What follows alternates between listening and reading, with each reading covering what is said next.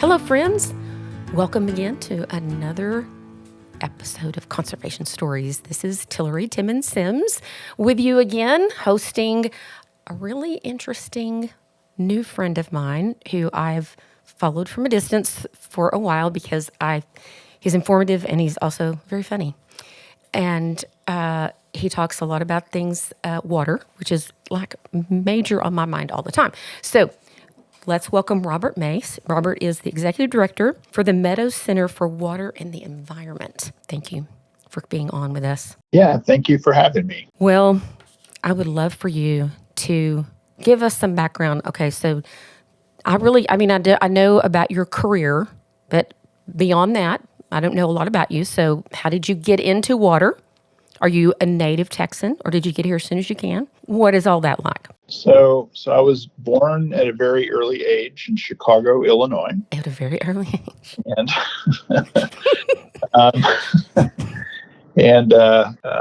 so I was, but I wound up growing up in rural Illinois. Okay, your farm. And I got interested in rocks, and I was good at math, and so that led me to pursue a degree in geophysics. And I thought I needed to go where the rocks were, so I wound up going to New Mexico Tech, in Socorro, New Mexico. Oh, that's where the rocks are. Yep, that's where the rocks are. It doesn't have all that icky green stuff growing all over them that you have in Illinois. And then, the loose plan at that point was, go get a job as a geophysicist. And most geophysics jobs are in the oil and gas industry. But while I was working on that degree, I had decided, I wasn't feeling it for oil and gas and got more interested in water. And so to a certain degree, my haircut kind of gave me my first job in water. I was in a goth electronic band at the time. Oh my God. So listeners. Okay, I can picture it. Okay, yeah, no, I can't. Okay, this is a true story. Okay. This is a true story. If you're familiar with the band The Cure and Robert Smith, my hair looked like that. I wore eyeliner, I wore black all the time, and I really wanted to get a job. I was washing dishes in cafeteria, and I really wanted to get a job in a water lab, even though I already had my hands in water washing dishes.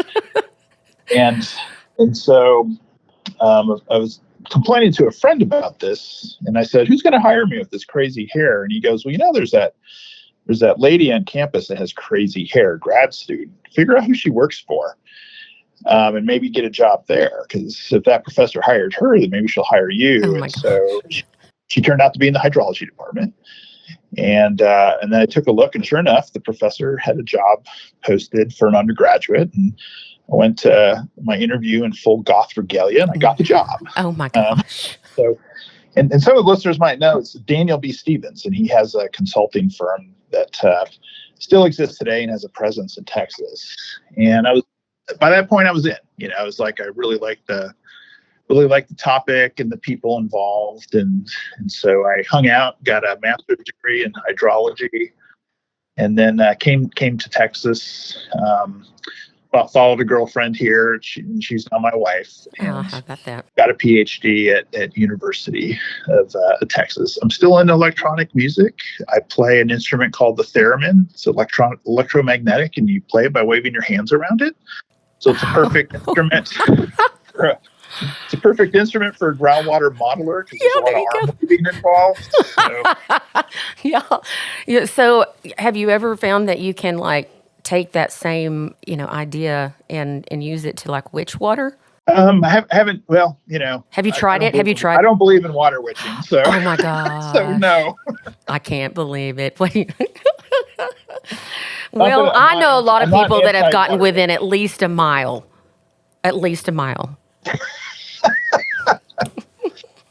The odds are in your favor when you're a water witch. Well, especially if you're over the Ogallala Aquifer, you know what I'm saying?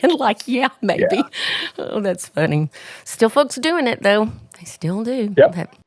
So, for any of you who do not know what water witching is, I will let you fall down that rabbit hole on your own. Google.com. Oh gosh. So, I told you before we got started that I'm probably going to ask some dumb questions. And the reason is because I have listened to you speak and we've been in conversations and I've realized like I have made assumptions about things or I've heard things and I really don't actually know how water works. And especially in the way getting from the ground down to the aquifer, because the one point being when I said like the playas were like the only way we recharge, and you're like, no, that's not the only way. Mm-hmm. So let's talk about that because, Okay. you know, we, our little organization, Sarah, is trying to get owners interested in restoration of their playas. And we have had some positive and some negative pushback on that. I think some folks are afraid that if we're doing that work, then they'll lose, you know, the push for bringing water in from Louisiana or, you know, other things. It will distract from other more immediate solutions. So tell me though, like, how does it work on the high plains? First off, on like somebody's suggesting that increasing recharge would distract from another project. Water in Texas, there's generally not a silver bullet. No. It's silver buckshot. And so Go. That's a great way to put it. So exactly. You got to pursue a number of different things at the same time to, cobble enough water together to solve your problems. So in terms of like how recharge works in the Ogallala, I mean, you are in part right, because before there was any agriculture, Playa Lakes were the primary and maybe even the only source of recharge to the aquifer. And the thought on how that works is that, since they're ephemeral lakes, they'll dry out between the big rainfalls and you'll get big cracks in the bottom of the clays. And so when the rain comes and there's either going straight into the Playa Lake or a little bit of runoff that comes in from the sides, that first slug of water will get down those cracks and bypass the clays. And so you'll get a slug of water to head on down to the aquifer that way. But then the clays swell, they'll block off those cracks. And then you're pretty much praying for enough rain or enough water that the Playa Lake fills up enough that it gets beyond the clays on the edges, hits the sand, and then kind of like overflow, like an overflowing dinner plate. So the water kind of starts leaking into the aquifer that way. Conversation we had was like, it's a modified system these days. Mm-hmm. So it's not just the Playa Lakes, it's also the fields in between. And so exactly. There's parts of the Ogallala, not very many, but there's parts where the water table's rising down, for example, in La Mesa. And a study done by the University of Texas 10, 15 years ago showed that you're getting increased recharge through fallow fields. Mm-hmm. So before the plants are planted and the plants are growing, you just have a plowed up field. There's nothing uptaking the water. And so a chunk of that rain that falls winds up heading down to the water table. So is this is really interesting because you think about the push like for cover crops and for us, like to have a field that doesn't have anything on it means dust storm. Right. And so is it because maybe they are setting aside acres there? Is that why? I mean, like, is because that is just bizarre to me. So it's just happening de facto. So it's like nobody's actively doing this. It just so happens that, when a farmer plows the field, there's a time gap from when they plow the field and the plants come in to where plants are taking a lot of the soil. So nobody's, at this point, to my knowledge, and I'd be surprised, nobody's doing it on purpose. Well, I would say I don't think they're doing it for recharge, but I will tell you that there's a farmer that I know that will get a dryland crop when no one else can get a dryland crop. And part of it is that's part of his kind of secret sauce, So how much are we talking about? How much increase? Gosh, that's a good question. And is it localized in like one section there that is just kind of unique? Is the soil the same? So it's happening across the entire aquifer where there's agriculture. Even the places that are being irrigated would be seeing this effect. It piqued folks' interest when Harvey Everhart. Have you ever met Harvey Everhart? He's a hoot. Okay. But he was the one that ran the district down there. I'm not forgetting what it's called, but that's run out of La Mesa, and he would carry a banner that pretty much said, groundwater is still secret and cult in La Mesa County because groundwater levels were rising. And the reason you could see it rising down there was there's very little groundwater pumping. In fact, the water levels have risen so much that folks can, in certain areas, can now irrigate with the Ogallala, where before there wasn't enough saturated thickness. So, but I don't recall off the top of my head like how much more. Right. The recharges. Right, and that explains a lot right there, because I was thinking that you were saying like they're irrigating and it's rising, but it's recharging, but they're not. They're starting to irrigate, which. Correct. Okay. Correct. Okay. The other thing that's unique about down there is the distance to the water table is pretty small. It is, and right there, if you look at that county is, that's Borden County area, so it's butting up right to the Cap Rock. Mm-hmm. So to me, like the geology in that county, the further east you go, it changes drastically, right?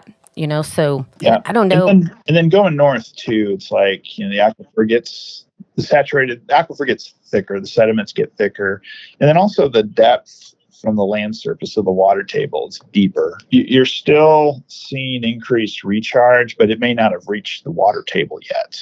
I've seen a number that like the average time for water to get from the land surface to the water table is about 800 years. So if it takes that long for it to get down there, some places it happens quickly, like La Mesa. Other places it happens longer than 800 years. So in some cases, we're not going to see the impacts for a very long time. Mm-hmm, mm-hmm. The other bad thing the other key detail about this water is it does tend to be more saline. So particularly in the areas that are pumping groundwater and irrigating, some of that's going down during the fallow periods.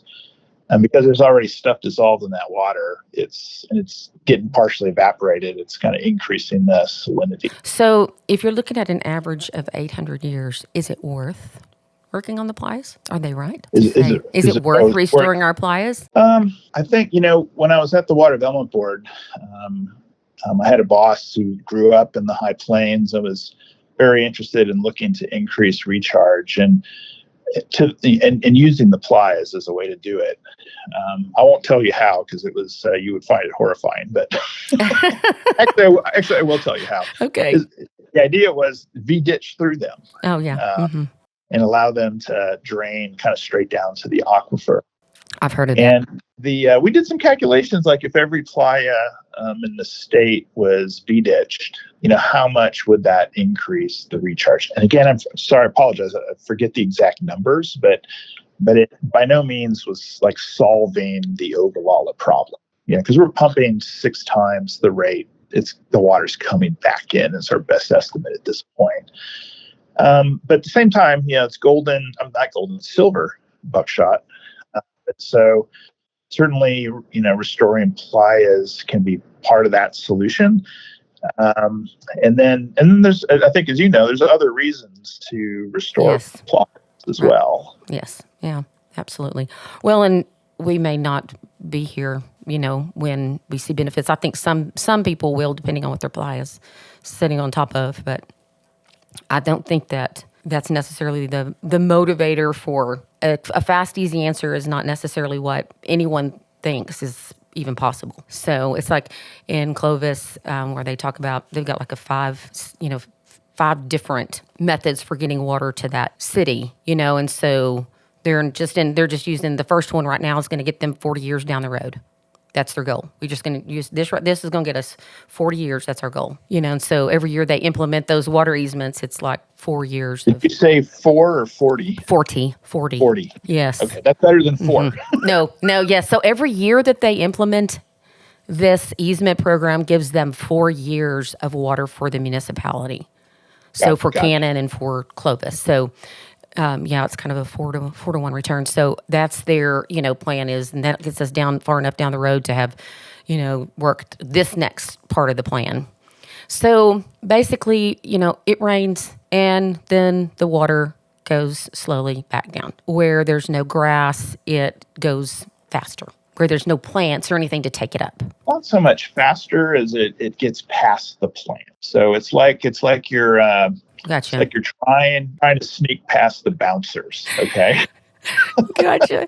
Okay, so yeah. Plants act as bouncers. Like on a statewide basis, 86% of all the rainfall that falls on the state gets taken up by plants and put back up into the atmosphere. So out of every 100 gallons that falls out of the sky, 86 gallons get taken up by the plants and put back up into the atmosphere. Some of that's also direct evaporation from the soil surface. And so that's why the plants act as bouncers for the water molecules. Okay, but that also is part of the cycle, because then eventually that's what comes back in the form of rain. Yes. Yeah. Okay. It's not a bad thing. Right. It's just a thing, right? It's a kind of a fact of how the system works. So then you have 14 gallons left to work with. And usually, and again, on a statewide basis, maybe 1.5 gallons makes it past the root zone and heads on down to the aquifer. And so when you plow a field and it's fallow, you've gotten rid of the bouncers, so you can just kind of head right in. Right, but you've also got rid of what makes that transpiration that causes more rain. Right. Right. Yeah. Is that correct? Yes. Yeah, that's correct. You impact that cycle as well. It's a temporary thing, right? Because farmers planting something. Right. Yes, sure. And that's why, it is a temporary. Well, and there's a lot of push right now for people to do cover crops, and when you're doing that, you're actually preventing. You're actively putting bouncers in to keep those bouncers there. Right. But I'm not proposing that, we plow up the high plains and let it sit, because there's other reason to, plant cover crops. Exactly. The dust storms or nutrients and things like that.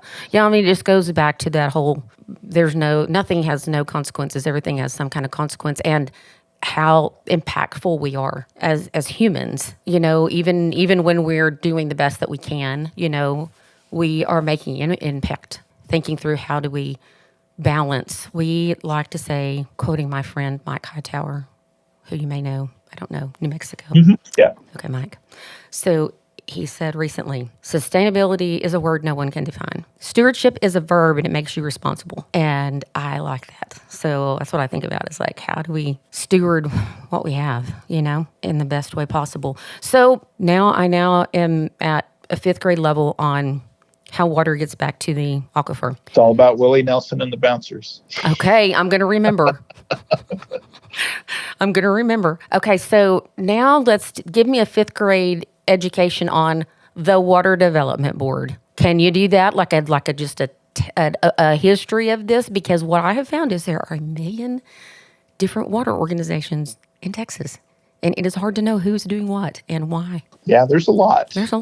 So the Water Development Board, as you mentioned, it's a state agency. It was created after the drought of the 1950s, which remains the state's worst drought of record as measured on a statewide basis. It scared the hell out of the legislature, and so in response, they created the Water Development Board, and its primary purpose, and even today, its primary purpose is financing water projects. So the Water Development Board is a bank that provides low interest or lower interest loans to ensure we have enough water for the future. The board also coordinates the state and regional water planning process. So the board puts out the state water plan and provides funding to the 16 regional water planning groups across the state to look at our current supplies, how much are we going to need, what are we going to do to get more water. And then the part I worked for when I was there was the science section. So the board for a very long time has been collecting data on the surface water and groundwater resources, provides technical support for water planning, develops the groundwater availability models. But I was shocked, like as a hydrogeologist, when I went to go work for the board, all I knew was the the hydrogeologic side of things. And I was a bit shocked to get there and go, wait a minute, this is a bank. Yeah, yeah, There's a lot of bean counters there. yeah, right. And I know, like, I've heard a certain politician refer to, like, the fact that, like, we've had this, but we haven't really funded it well enough to implement a lot of the things. And some of the ideas, too, like, that are probably more modern and ideas that need to be tried can't get funded because they're not already part of the plan. So, I don't know. I've seen, and I'm not, pointing fingers at anybody, but I'm just like, I feels like sometimes you create an agency to address a problem, and sometimes it becomes this monster of its own. And you wind up funding the monster as much as you are actually, creating the answer to what we need. Well, yeah, and I'm a homeboy on this, right? Because I worked there for 18 years, so take that into account on what I say. But in the board's defense, they're non-regulatory, and the legislature is also, I would say, cautious about telling people what to do. Oh yes, for sure. So Mm-hmm. So the planning process, is at this point, didn't always used to be that way.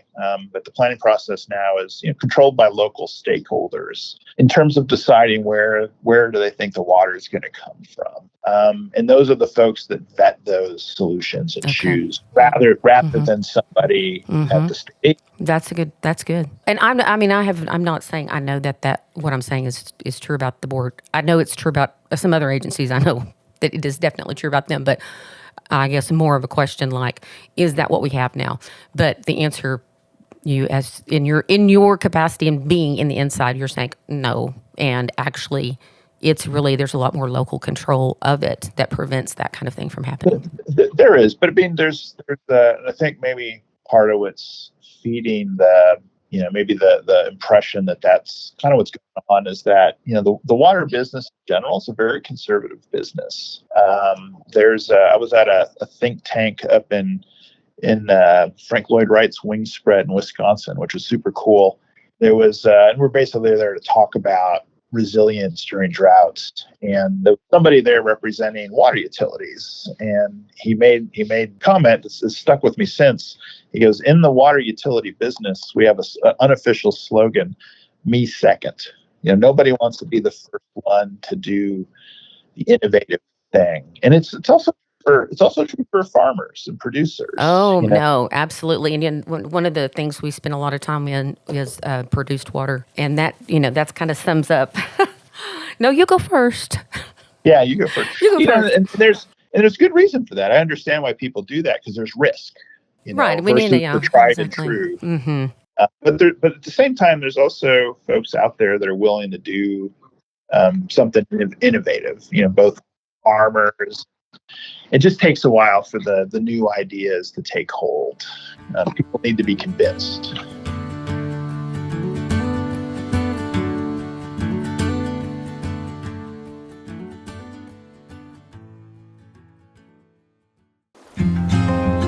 Out here on the Texas plains, water is everything, and there's a resource that's as vital as it is fragile: our Playa Lakes. These lakes are nature's reservoir, catching rainwater to recharge our aquifer and provide lifelines for wildlife.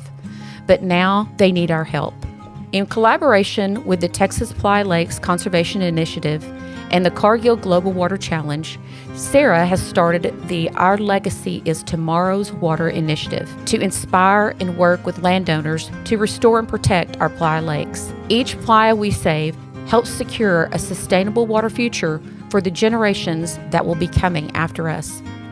Whether it's improving soil health, restoring habitats, or recharging groundwater, we are committed to making a difference. Together, we can build a legacy that we can all be proud of. To learn how you can join in, visit the Playa Lakes Restoration Initiative page on the Sarah website. Let's keep Texas water flowing strong for the future. Visit sarah-conservation.com. So one thing I liked about you, Robert, and is your approach. Like you said something about how if you turn water off, on the high plains, you have an economic disaster. You just can't do it. Do you have some thoughts, ideas? Like, are you hearing some things that are happening that you're like, I think that this is a good idea. I'm glad people are trying this and doing this. Or are you I think we will be out of water. Like if we don't stop doing, like if we don't do something, we're going to use all the water. I'm not saying that we might not have figured out how to bring water from somewhere else by then or something else. But do you have any ideas? Are you hearing things that you think are legitimate ideas? It's do you want me to talk statewide, or do you want me to talk about the High Plains? The High Plains in particular. Okay. Y'all have some serious challenges. And I've not yet heard a collection of silver buckshot that would solve everything. I think maybe the first point I might make is that y'all won't run out of water. You're going to run out of big water. Right. So maybe not. I guess I'd say like maybe not for municipalities, but we're talking about 3 million acres of irrigated crops. Yes, I think irrigation is going to have some serious problems. Models are suggesting, that the southern high plains will be, rare for someone to be able to irrigate, at the end of the next 30 years. The region is in the cusp of running out of water for irrigated agriculture. The second state water plan, which came out in 1968, proposed bringing water from the Mississippi River over. If folks wanted to do it, that was the time to do it, I think, because that was like a totally different time in this country in terms of environmental regulations. And it was also a time of big projects like that, moving water. Think of how far California moves water to itself. These days, I never say never, but the chance of that happening, the likelihood is, I think, extremely small. And you want to get a neighboring state riled up. Tell them Texas is coming for their water. Right. Well, and I think I've heard reference that that Texas has been there to talk to them about it and found out we weren't the first to come ask. And so, Arizona's trying to get water bet. from the Mississippi River. I'm like, there's probably other people that are going to be, we're not going to be the only people looking for water. Well, here's the other thing that's kind of, and I've kind of followed these big import projects. I'm a little bit of a student of them. That big drought, 2011 to 2015, I was getting seriously a call or two a day about bringing the Mississippi to Texas. And at that time, certainly, it felt it was feasible. You can engineer it, no question. And in the Mississippi, the flows were good. Well, since that time, the Mississippi River has been struggling. So it's not the river that it used to be. The other issue is ag needs cheap water. Exactly. That's what I keep saying too. Is like, yeah, somebody's like, well, we haul oil around. And I said, yeah, and we pay for it at the gas pump too. Like, yeah, somebody would have to subsidize that thing. The state or the federal government or both. I never say never, because it's like, maybe there's a point in the future where, food security becomes a really big deal, and we've got all this great ag land that doesn't have water. All we need to do is figure out how to move water over there. Maybe that happens at that point. But the politics of trying to move water from another state to here is very difficult. So that, I guess, is 30. When you think about 30 years, that means definitely, I could be possibly alive. My grandmother lived to be 100. Yeah, we might see it. We might see it happen, But it always still feels like, there's kind of this, like, you can't see me if I close my eyes, like, how do we convince people that it's a good idea to really be making some plans? We were interviewing somebody else earlier talking about, folks that are, doing innovative things. And I'm seeing them, Lacey's one of them, people trying to diversify and do different things that will help them to not be as dependent on irrigation. But when you're talking about, let's just say we decide we're going to diversify and bring in different types of manufacturing, but a lot of that stuff requires water too. When you start moving to, say, an industry that can pay a lot more for water, that does open up some possibilities. Now, Arizona has famously been having serious water problems with the Colorado River. In part, it's because the flows in the Colorado River are going down, but in large part, it's due to Arizona agreeing to be junior to California's rights on the river for California's support in getting federal funds for Arizona to move Colorado River water into the state. And now they're paying the price because like they will get shut off completely before California starts getting shut off. And so they've been frightened. A couple of weeks ago, I talked to a team at Arizona State University that's received $20 million from their state legislature to look at innovative water technologies. And one of the things that they're looking at is atmospheric water generation. Yes. Yes. So you have one probably. If you have an air conditioning, when it's dehumidifying, it's dripping water out that PVC pipe out somewhere on your house, or if you have a window unit, it's dripping off the back. That's a form of atmospheric water generation. That's one way of harvesting moisture from the atmosphere, but there's other kind of chemical ways, some other physical ways of doing it. So we're looking at the viability of that. And I've heard about that technology for over 10 years now, and I've been a little suspicious of it. I mean, I know it works, but it's very expensive. But get this, when Formula One was in Las Vegas recently, they used atmospheric water generation to generate some of their water to clean the track. And so if you can do this in freaking Las Vegas, right? Yeah. You could do it. You could do it anywhere. And then talking to these guys too, they're like, and I hear these stories also locally here in the Central Texas area that, if you're in manufacturing, the water is a cost, but it's typically a rounding error cost. And so they can afford to pay a lot for water. And not only that, like atmospheric water generation, there's going to be humidity in the air. And so it's a resilient supply. We've been doing work here on the Meadows Center on looking at rainwater harvesting. Yes, I was going to ask about that. Mm-hmm. And that can be a reliable supply as well. Obviously, it's easier to do in Houston than it is in Lubbock, but you can get a firm, drought-proof supply of rainwater that maybe doesn't make up all your water needs, but it can chunk of it. Yeah, I have seen some of that data, and I do think that I think it's a shame we don't have more of that going on here, especially when it's Austin. I think that they're requiring that on their new buildings. Right. And didn't they say at that water meeting that they're saving so much water, they're not pulling water from one of the certain rivers that they were pulling water from, or something like that? Yeah. So like Austin has a new library, and then also there's a new permitting center, and they collect rainwater and air conditioning condensate in both of those buildings. And then one of the buildings actually has an on-site wastewater treatment plant. So they're also treating the wastewater that comes out of the drains of the building.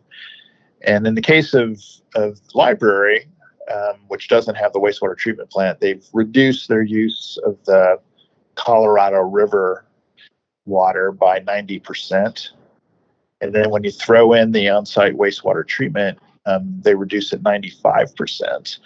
There's a school here outside of San Marcos. We call it a one water school. So they collect AC condensate, they collect rainwater. They also do on-site wastewater treatment. And they've reduced their use of the Trinity Aquifer by 90%. Oh, wow. Now, we do get more rain here than Lubbock and Amarillo, but... You do. But we do get rain here, and we should take advantage of it because a lot of times it comes so fast and so hard that, it's just so much runoff. Oh, my goodness. And especially Lubbock, it's like a flood zone, It's kind of dangerous to drive around. Another neat thing about rainwater is, like, when you do rainwater harvesting, you're collecting all of the water. There's a little bit you lose because it sticks to the roof or maybe splashes off, but the vast majority, it's yours. Yeah. yeah. Well, even if people were just, using it for lawns and stuff like that, but I know that, I know enough to know that what municipalities are using is, not nearly as substantial as what we, need for agriculture. And so, and I know that there's folks in ag that are working, diligently to improve varieties and come up with different solutions of ways to continually reduce the amount of water that we depend on. But if you're going to grow stuff, you need water. I mean, that's just how it is. They need plants have to have water. They do. Okay, so here's a question for you. Cloud seeding. What is it, and does it work? So cloud seeding, theory behind it is that you drop, I think it's silver chloride, but you drop some particles into a juicy cloud. It has a lot of water vapor into it. and those serve as points upon which, and actually when it rains, there's like dust up there that the water in the cloud collects to, and then once it kind of gets enough weight, then it falls as rain. And so now you're just providing more of these places for water to collect to. So that's how that works. In terms of does it work, the physics are all there. And up until recently, I would have told, like, if you'd asked me this question a year ago, I'd have been like, there's no scientific data that shows that it's doing much. However, there's some recent work out of Colorado that is showing. Theoretically, it should be doing it. But a lot of times, these projects don't quite test the methods in a scientific way. Well, I will tell you, I did watch this last Twister movie with my son. And they were apparently, destroying tornadoes by shooting some kind of explosive or something up into them. So now we've seen it in the movie, so we know for sure it can happen. Well, thank you so much. Let me ask you something. Is there something you want people to know about water in Texas? Does it matter, like, the little that we can do? I think maybe people in Texas and maybe even people in the high plains, people in the high plains clearly know the value of water, but maybe they don't know this, is that how important the Ogallala is as a water resource to the state. Ogallala is something like 64% of all the groundwater that's pumped in the state. And, we have 32 aquifers, major and minor aquifers, and 9 major ones. And the Ogallala is alone 64%. And not only that, when you look at all water resources in the state, including rivers and reservoirs and lakes, the Ogallala is 40% of the state's water supply. So although clearly this is an issue for the high plains and the farmers and some of the communities, but this really is a statewide issue as well, because when the Ogallala is and it has been drying up, but when it gets to the point that irrigated agriculture is devastated south of Amarillo, that has economic consequences for the state as a whole. Absolutely. Well, yeah, and also, places that are already, trying to get water from other sources and bringing those in, like, to know that that's for the amount of water that we have here for municipalities is meaningful. And so for other municipalities that aren't sitting on top of the aquifer, it's something for us to be aware of. Because water, they say, is for fighting. Okay, so I one more question to go to leave us on. And so at the groundwater conference, the groundwater district conference, there was made mention of a Supreme Court case, Mississippi and Tennessee, I think. And the Supreme Court ruled that water is a shared resource. What is the impact of that kind of Supreme Court decision on Texas being the only state left, right? Now, this is what I understand, we're the only right of capture state left. It's arguable. There are some others They're mostly in the Northeast where they tend to be water rich. That still apparently, I lectured my students about this last night, so it's fresh there in you my go. mind. Okay. There's another half dozen states that I say theoretically because whenever I dig deeper into this stuff, I'm kind of find I don't exactly agree with the interpretation. But anyways, there are some others. Although in Texas, when you have a groundwater district, it's superseding the rule of capture. So there is a chance at least of changing rule of capture in that case. But back to the U.S. Supreme Court case. Yeah, this was a case where I'm trying to think of what the city is, but city in Tennessee that borders up on Mississippi. Big, huge Kona depression. Lowered water levels due to their pumping across state line, and Mississippi was suing for pretty substantial damages for them capturing their water. And I'm not an absolute expert on this case, so my interpretation of what the court said was that it kind of remanded it down to the lower courts, but the court suggested that if it came back to them, that they would kind of do a fair allocation of the water. Kind of similar to what they do when there's fights between states on surface water. And so that would be, the federal courts adjudicating shared groundwater resources between states. And that's the first time that they've indicated that they would do that. Okay. Yeah, because I looked it up and started just kind of reading through what I could find online. There's like 15 pages of that. I took from it they had to share it equally. What's interesting is generally the federal government has stayed out of groundwater type stuff.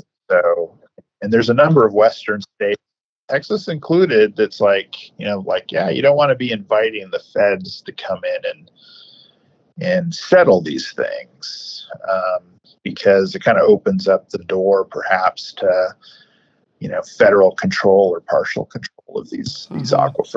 Mm-hmm. Yeah. Okay. Well, interesting.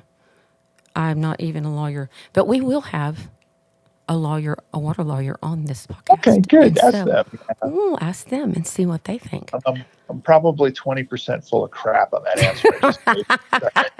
Keep that in mind. Expert on water, but not the law. That's funny. Well, Robert, thank you very much.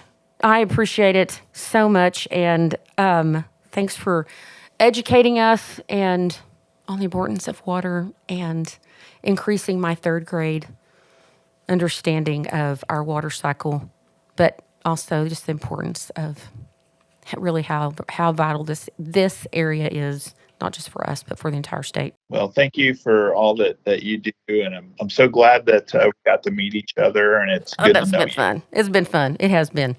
Well, friends, thank you for joining us for another episode of Conservation Stories. Look forward to visiting with you and other friends again next time. If you would do us a favor, rate and review, share. It's a free thing that you can do, but you contribute to us by doing so. Appreciate it very much.